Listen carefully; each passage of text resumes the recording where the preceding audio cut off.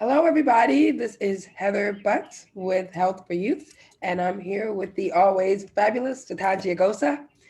Um, we are going to go over resumes today. So we'll take about half an hour, go through some resumes, go through some tips, and then when we come back next month, we'll probably do a little bit of a deeper dive into this topic as well as talking about how these can be helpful in the interview and so forth. And I want to make a pitch for anybody who is interested in doing this work with us to contact me at heather.butts at healthforyouth. What is my email? Heather.butts at healthforyouth.org. I have 14 of them, so it's hard to remember. So contact me and we will get you set up in doing your resume with us if you don't already have one, or in working on your resume if you do have one. So, Satanji, would you like to say anything before we dive in? Yeah, no, again, I think this is a great series that we've had going on. And we're really talking about the importance of using a resume to represent yourself and your experiences and the things you hope to do moving forward on this simple sheet of paper, and the ways that you can make it dynamic so that it can speak volumes for you even when you're not in the room. So I'm excited for us to show some of the high school students. And again, all of these tips will apply for anybody who may have a resume. You can take bits and pieces there. How you can represent yourself best when you are applying for colleges. So I think we have a lot to talk about, and it will be great to show these examples today when I share the screen. All right. Okay, so I think we will hop into it. And why don't we take a look at the first one and just kind of go through it and talk about what works, what doesn't work, what we think should be changed, all that good stuff. Okay. Oh, let me make So sure you have access. Okay, good. You do. Good. yes, I do have Yeah. access, and I'm sharing, I think now. Yes. So you should all be able to see the screen, and see the high school student resume template that we have here for you to see. And I think this is a good example just of, and tell me if I need to enlarge it, like to enlarge in it, Heather, and I'll try and zoom in.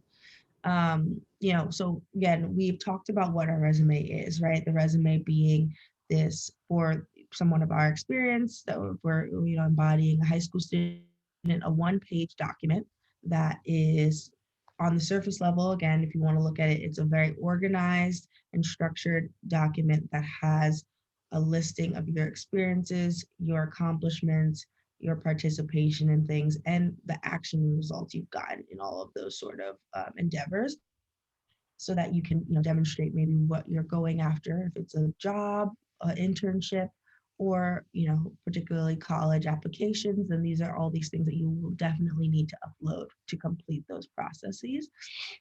So here at the top, again, you can write, this high school student resume would be filled in with your name. So you would write your name as you would like to be addressed. It really should be your full name, in completion.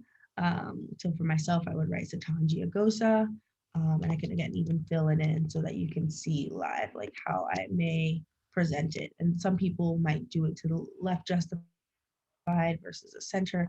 All that stylistic, it's fine. I think it's best if we're dealing with someone who is doing a fresh resume and hasn't done anything before, that you just kind of keep the format simple, right off the bat. And Heather, please jump in anytime you have any sort of suggestions or thoughts. Yep. The next thing I think is actually quite important, and I didn't really think about it until today, but even your email address, right? So of course, Yep. before we talked about how we wanted to make sure there was a line where you had your email address, maybe a phone, a link to your LinkedIn URL, but the actual email address is important itself. Like Mhm. maybe you've only been using, because you're in high school student, you maybe never really used an email, so you have one from when you were using AOL days, or an email address that is just something. My one used to be, I think, live life love 96, and that was at AOL.com.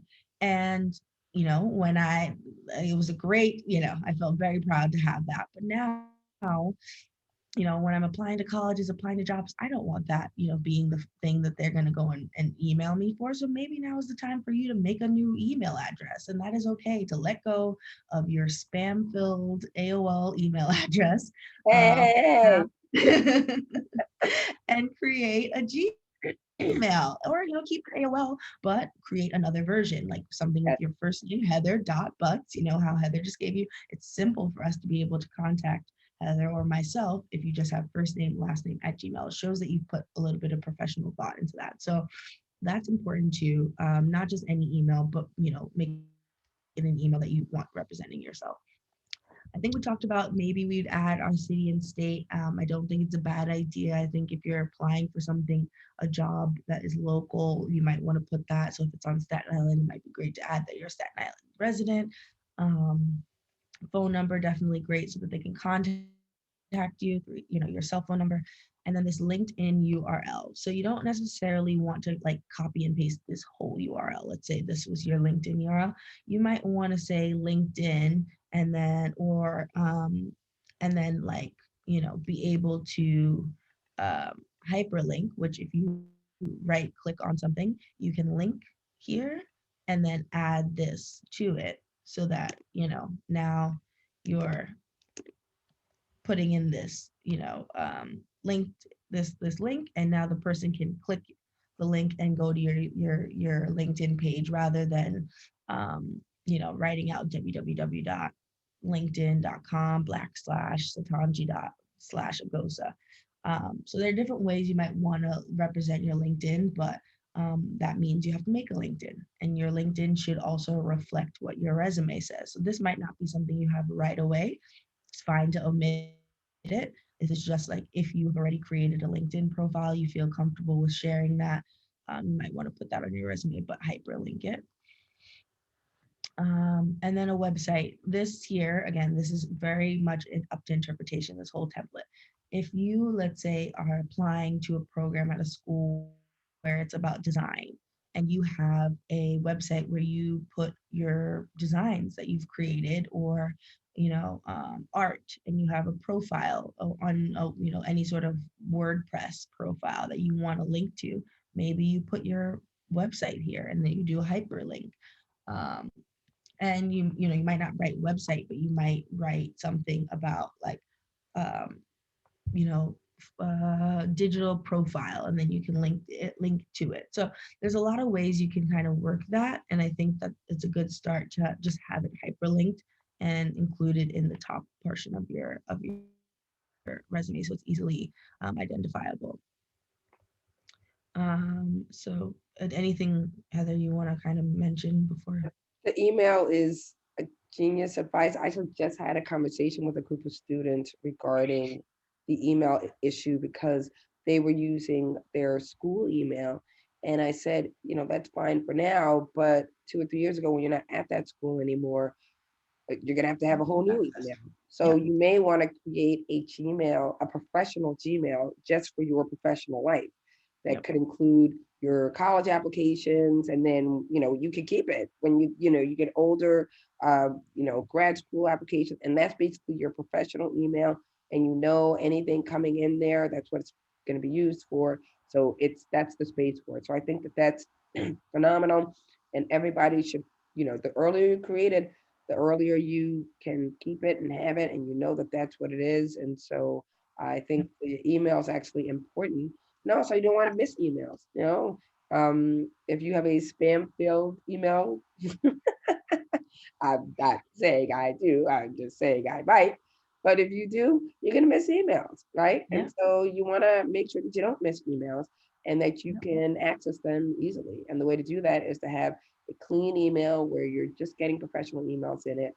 That's what you're getting. So I say keep your huggy 0000001 email, but also create a professional email that's Mhm. first last name, maybe one or two numbers, not 14, Mhm.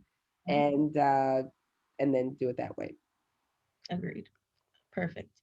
So again, we're keeping a very simple template. Like this is like as basic as it could possibly get, I think, where you now have added a line here, and this could be I think, and when it comes to like design, I wish I could open this thing. I don't really know how to bring down this header, but there are ways to basically, create a line and draw it across so that you can create a separation of sections. So now this person knows exactly who they're dealing with, who are they talking to, how do I get in contact with them, whose resume am I looking at. Now we're moving on to, and I don't think this section is necessarily needed, but I'll explain it as to what it is here. If we're talking about a high school student, I think this might be for someone a little bit, maybe even more into like has a job and is looking for a new role or something. But essentially, this is kind of like a personal statement of sorts, where you are going to give a little brief synopsis of what is said down here and like who you are and what you're trying to do next or how you're trying to apply your skills. So it says motivated student who demonstrates strong work ethic and creative ability. So they're gonna probably like if you before reading their resume, now you can link to what their yearbook design and graphic design, everything they do is in service of creativity. Seeking to apply my graphic design skills and artistic drive as a summer intern at your company. Your company might be, instead of written at your company, summer intern at, I don't know, Creative Inc. Let's say that is the name of the organization. You want to be specific so that they know that you're creating this resume for the purpose of whoever you're going to. I don't think you need this if you're going to apply for college per se, but that's also a personal choice. If you let's say if you're crunched, if you have a lot of extra space, this might be a great way to fill in your one pager because sometimes we're saying some high school students don't have a lot of work experience and maybe you didn't get as involved in school now knowing how much you maybe needed to in terms of extracurriculars. So this is a little bit of a filler to give some sort of context to who you are and what you're interested in.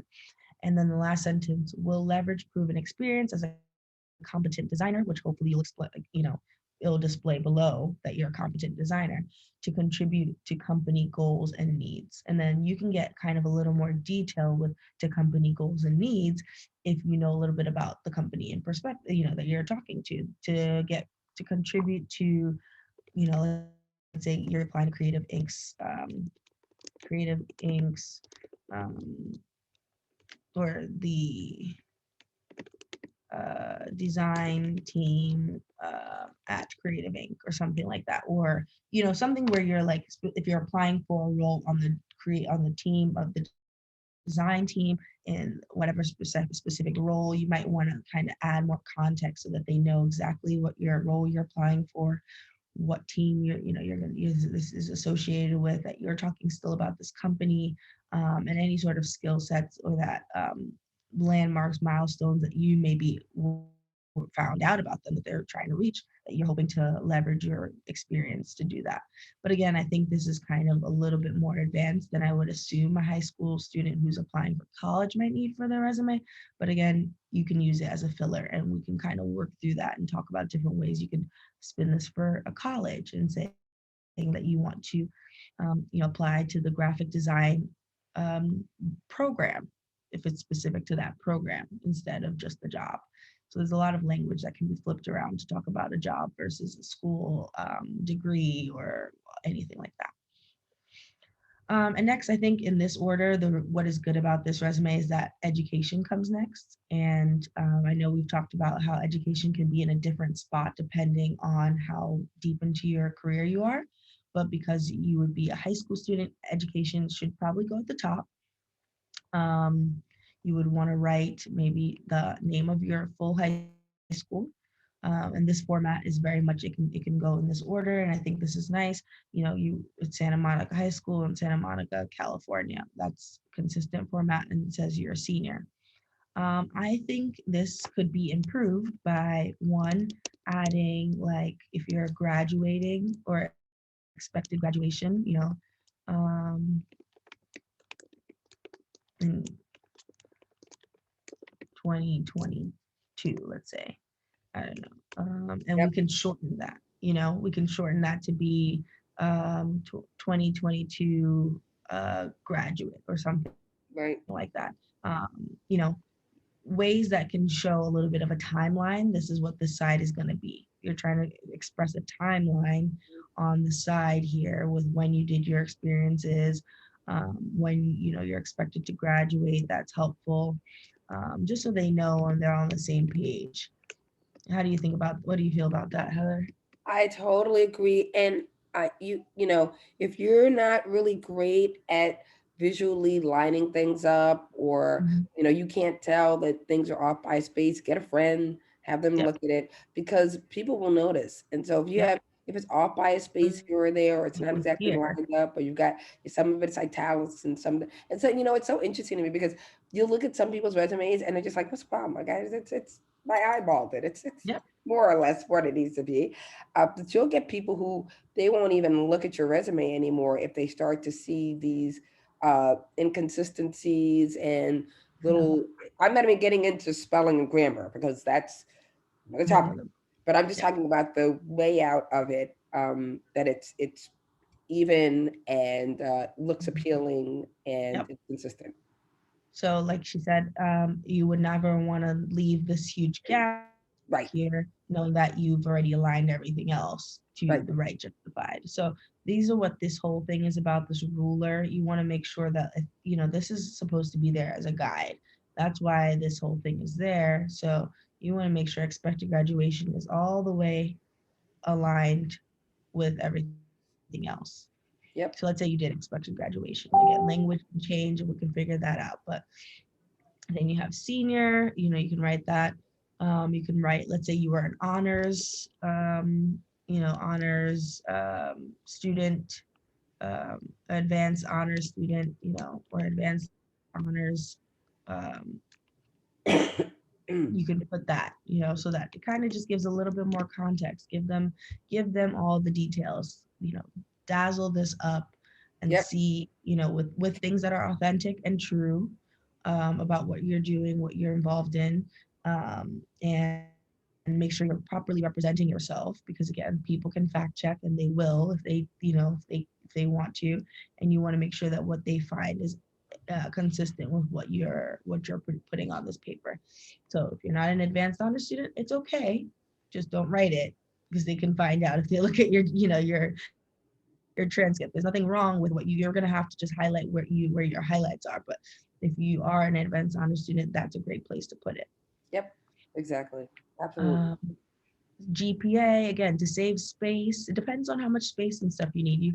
I could see myself maybe cutting this out and putting it, aligning it on the same line here with expected graduation, and moving GPA to just here, and then having those two line up. And then, I want to be considerate of needing space. So you don't want to have a whole line for GPA if you don't need a whole line for your GPA, if it could be in alignment with these other things. And again, this is where, like, consistency, maybe I wouldn't bold, I might not do that. I might not need a 4.0, but it's nice, again, if you think your school has an inflated, if it's 4 point out of 4.5, you might want to put that because the standard is 4.0. So even if it's a little bit of context, you can add it. If not, you might just put a GPA 3.6, and then make sure that it's aligned. Again, just the consistency and making sure that everything looks good. Um, and then there are ways to add here, like relevant coursework. For what that means is, like, what are some classes you took that may be relevant to the degree you're seeking out or the opportunity you're seeking out. And here I would also maybe write out things. I wouldn't just shorten a bunch of stuff, just depending on how you want it to look. Introduction. I don't think that takes up too much room, to graphic design rather than intro. Um, I would use things that are, again, a coursework. Yearbook is not coursework to me. That might be an extracurricular activity that aligns with your design skills and your design, practice. But unless it was a real class, I might not put that there. Computer applications is great. I think what's even better is if you could maybe pick one strong course that was good, and then, like, write a sentence or two on, like, let's say you took computer applications, to develop, skill set or intermediate or skill set in HTML code or something. I don't know. But, just a way to add a little bit more context to what this, why this course is relevant. But Mhm. I've also seen just a little list of it as well, instead of it being like a full sentence or a full statement. Mhm. Honors, again, member of National Honor Society and National Art Education Association. Those are great. You want to highlight your honors. Um, and if it's related to school, I think that's a great place to put it. Yep. And then clubs, yep, you can maybe even add again more context if you're like treasurer, and then you can do yearbook club, and then maybe do I don't know if that's, is it semicolon? I've never been good at identifying them. And then to like separate that this was, you were treasurer of yearbook club, and now for, Santa Monica News, you were, um, you know, editor, or you were the photographer. So you can give a little bit more context, for each of these. Um, I think that's great. Um, so that's kind of the education part. Heather, these are things that you think might be relevant. I think also, sorry to interrupt, if you took a college course, this would be a good time. Like if you took one, you Yeah. can put under here. You always want to put the most recent one, but also the one that, like, if you're still doing them at the same time, I would put your high school, first. But you might want to see, this is already giving you a structure, but you might want to like kind of replicate this, put it under, and then do the same thing, but with, let's say it's colleges, so it's like College of Staten Island. Um, Mhm. Yeah, and you I would want to, also say, relevant coursework, the key word is relevant, right? So, yeah, if you're just throwing in whatever, yeah, it's probably not as helpful. But, if you're looking at a particular major or you're trying to create a narrative. I mean, the thing about resumes, and we'll talk about this more on our next session, I'm sure, is resumes are about, it's a narrative. It's you're creating a brand about yourself. It's your persona. And so what story are you trying to tell? Is it consistent? Those are all the things you got to think about when you put something in the resume, because then it needs to be consistent across everything. It needs to be consistent across your LinkedIn. It needs to be consistent across your cover letters, if when you have them. It needs to be consistent across your 60-second pitch. So there needs to be a consistency, and there needs to yeah. be a story that you're telling. Exactly. That's why I said, I think if you're able to actually explain what you did and the skill set you maybe gained from that as it relates, then it might be a more useful thing than something like I said, yearbook, which, and maybe you did some graphic designing for yearbook, but is it really gonna enhance that, like you learned a really good skill, or if, or will that demonstrate what sort of role you took on yearbook any better than maybe putting that here? So I think that's great. I think when it comes to, again, we're talking about this word consistency. Choose here, let's say when you took a college now course, if you want to use the term, like, at some point I think I used to use spring, fall, when, whatever season it was, kind of to explain how, like, what months I was doing what I did a program on. But now I think it's also helpful to just give some context. So, okay, you did this from January to May. That means, you've committed 5 months to this. Let's say it was a a design, um, or like a, I don't know, contemporary design or modern design course. Um, So you can put that there. You maybe don't have a GPA, which is fine because you only took it for one semester. But if you did that, you might want to decide if you want to use this version or just spring. And then you start to like maybe list a sentence or two of the things, again, relevant that you learned in this course and what the development was that you learned in modern design. that gives them a little bit more context that not only were you a high school student, but you took college courses and that you gained something out of them. Yeah, absolutely. And again, it's, colleges like to hear a narrative too. Colleges like students to come into the school and they're, uh, undecided is perfectly fine. Trying to find yourself is great. But it's nice if a student has some general direction in terms of kind of what they're interested in and they can show that. So that's interesting. And by the time you're 17, 18, you probably have a sense at least of, do I like sciences? Do I like math? Do I like humanities? You probably have a general sense of that. So it's cool. Will be you don't have to know, oh, I want to be a civil engineer. But generally knowing that and telling that story will be helpful for you.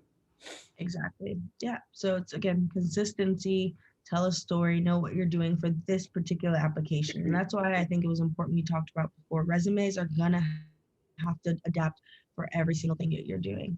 A job resume can't look the same as a college application resume, can't look as a college application resume to the design school that you're interested in versus a general ed school that you're also interested in and maybe want to apply to.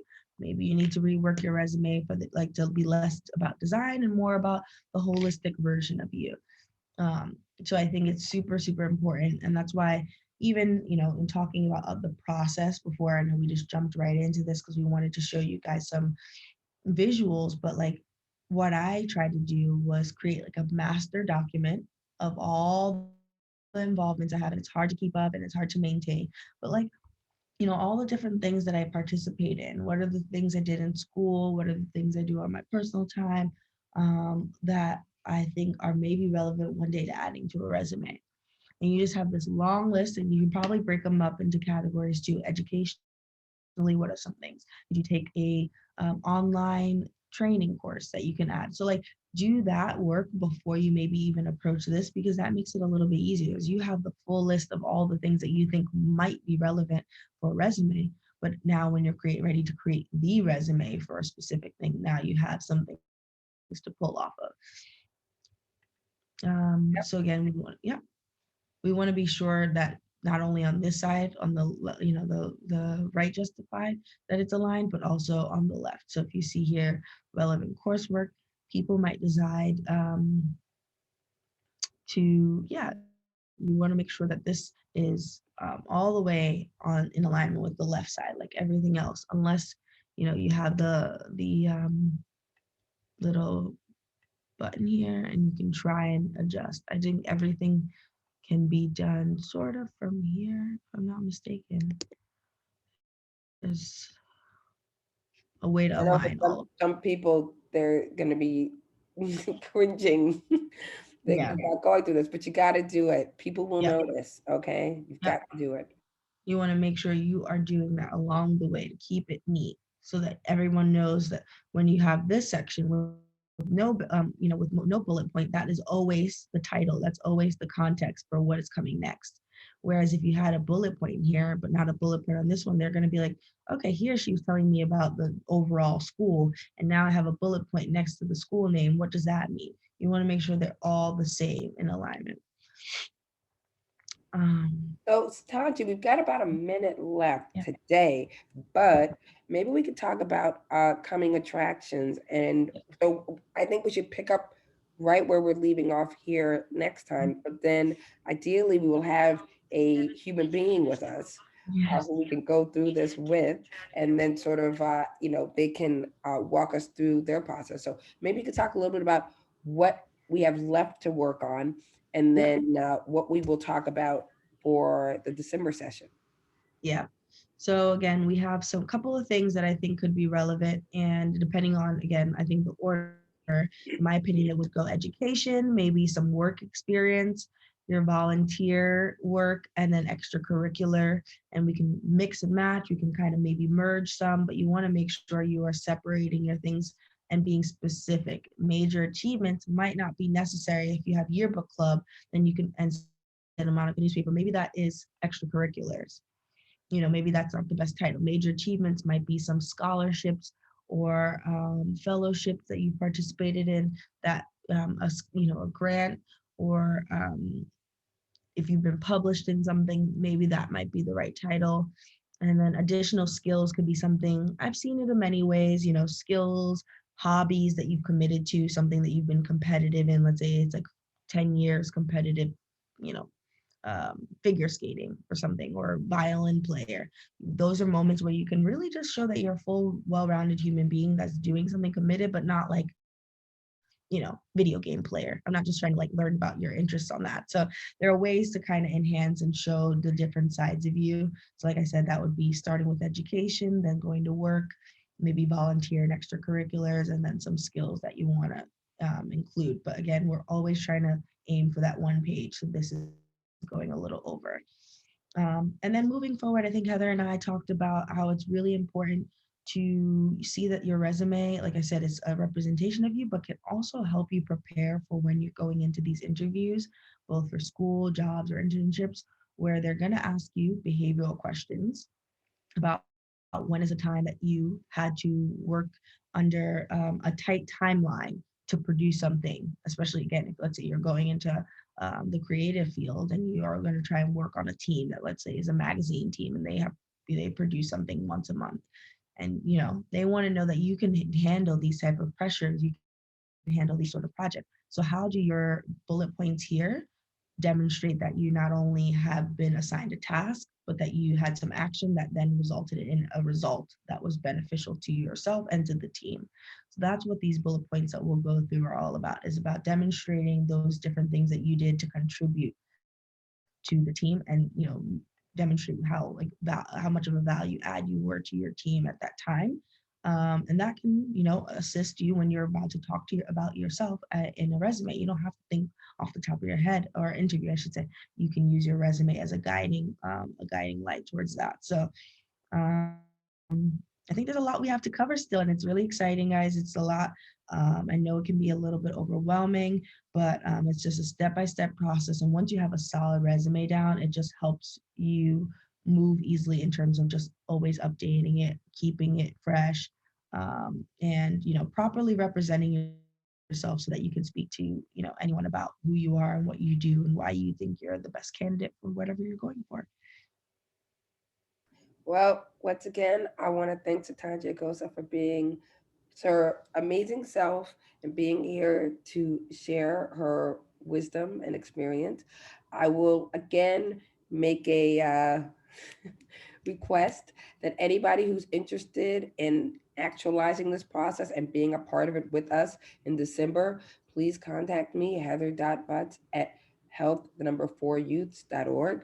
It's heather.butts at health, number 4youths.org. I'll also put that this video will be on YouTube as well as Facebook, and a clip of it will be on Instagram. And with that will be the contact information if you're interested in joining us in December. And with that, I wish you a wonderful day, and we will see you again in December. Bye, everybody.